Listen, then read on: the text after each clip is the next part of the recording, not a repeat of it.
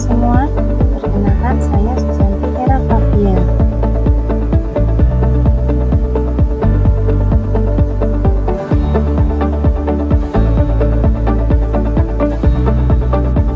Di sini saya akan memaparkan rangkuman modul 1-12 pengembangan sumber dan bahan belajar PAUD yang dibimbing oleh Ibu Damayanti SPD MPD.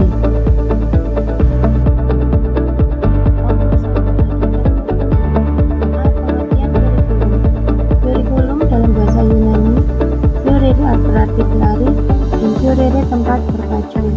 Dalam Undang-Undang Nomor 20 Tahun 2003, kurikulum adalah seperangkat rencana dan pengaturan mengenai tujuan, isi, dan bahan pelajaran, serta cara yang digunakan sebagai pedoman penyelenggaraan kegiatan pembelajaran untuk mencapai tujuan pendidikan tertentu. B. Komponen kurikulum terdiri dari komponen tujuan, komponen isi atau materi, komponen kegiatan, dan komponen evaluasi.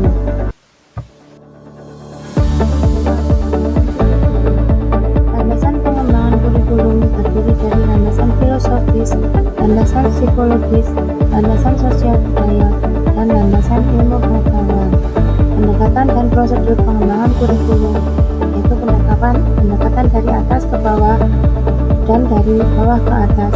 Pengembangannya meliputi kurikulum model Taba, kurikulum model Taylor, kurikulum model Olivia, dan kurikulum model Bickham.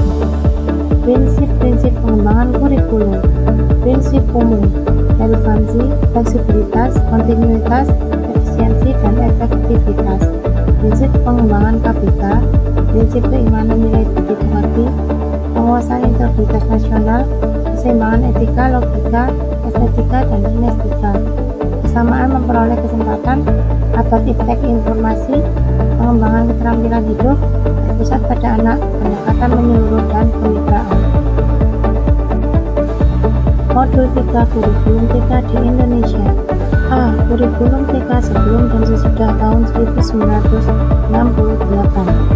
Sebelum tahun 1968, kurikulum TK di Indonesia sebelumnya dipengaruhi oleh kurikulum SD tahun 1964, kurikulum tahun 1968 dan 1976 dengan 8 bidang pengembangan. B. Kurikulum tahun 1984 merupakan penyempurnaan kurikulum tahun 1976. Terdapat 3 tingkat TK yaitu A. 3-4 tahun, B. 4-5 tahun, dan C. 3-6 tahun dengan 7 bidang pengembangan. C. Kurikulum TK tahun 1994. PKB TK tahun 1994 bertujuan menyederhanakan lingkup program dan menghindari tumpang tindih serta untuk memudahkan guru menyusun program pembelajaran sesuai dengan pengalaman mereka, meliputi program pengembangan perilaku dan program pengembangan kemampuan dasar.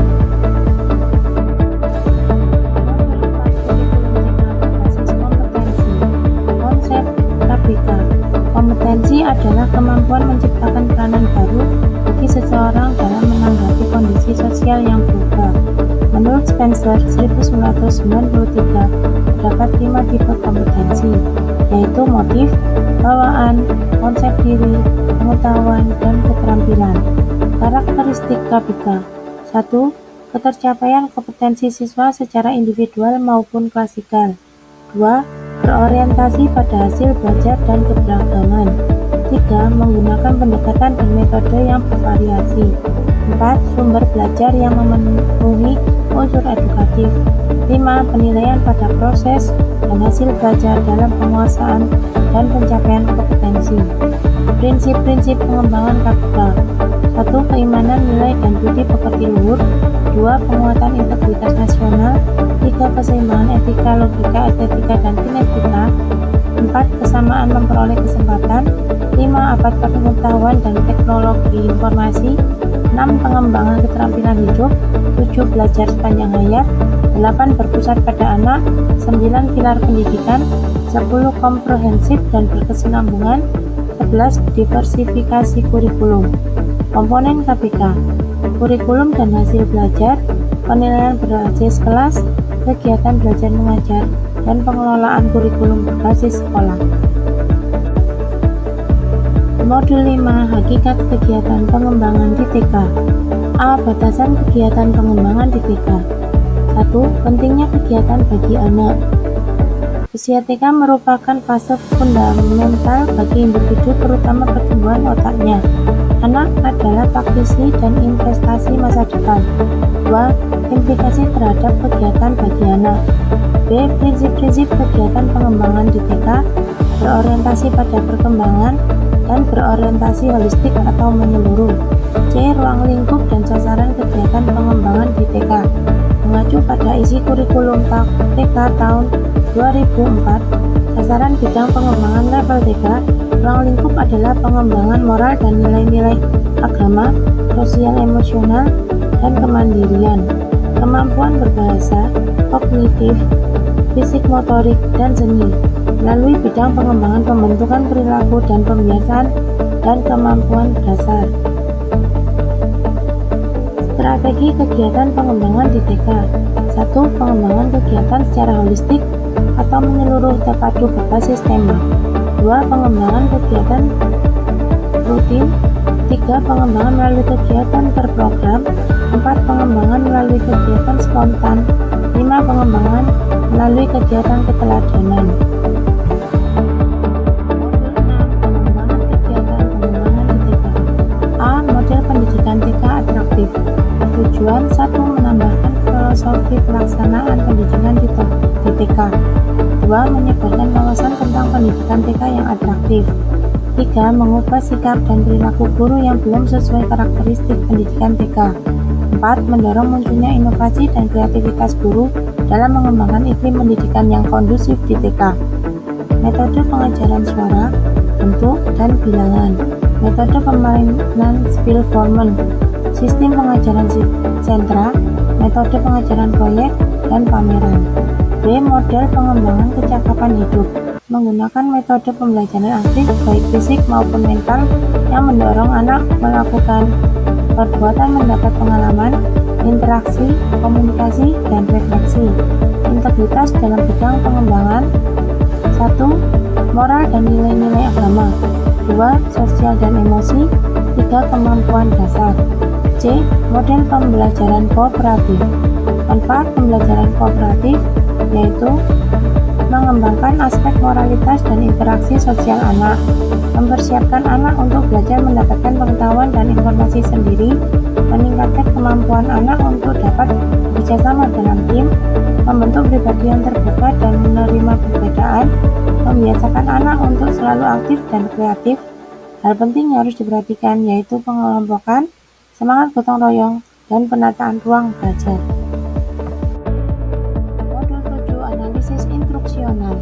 Analisis instruksional adalah proses interaksi antara anak dengan lingkungan belajar, seperti guru, materi, metode dan media, ruang kelas, dan sumber lain yang digunakan untuk kepentingan belajar anak. Pembelajaran sebagai suatu sistem terdiri dari tujuan, isi atau materi, metode, dan evaluasi.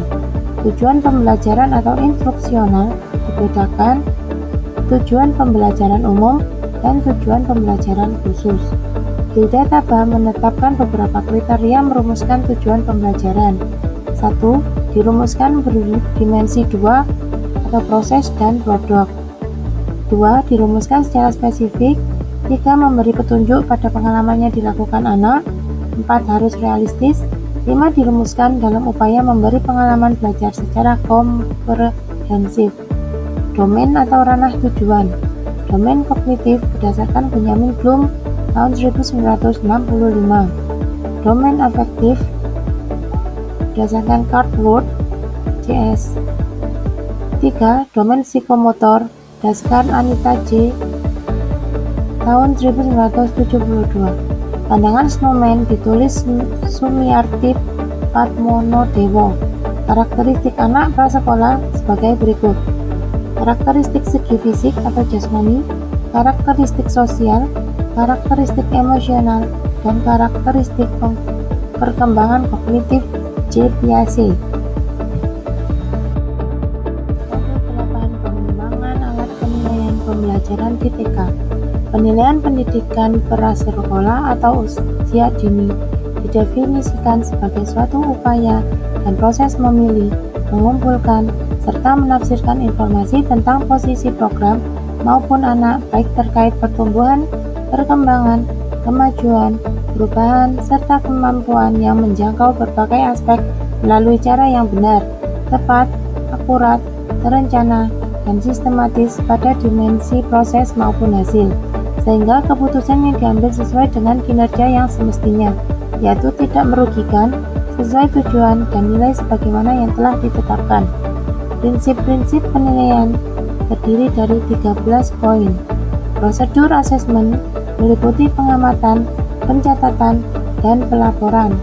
Metode penilaian terdapat observasi, catatan anekdot, percakapan, pemberian tugas, dan portofolio.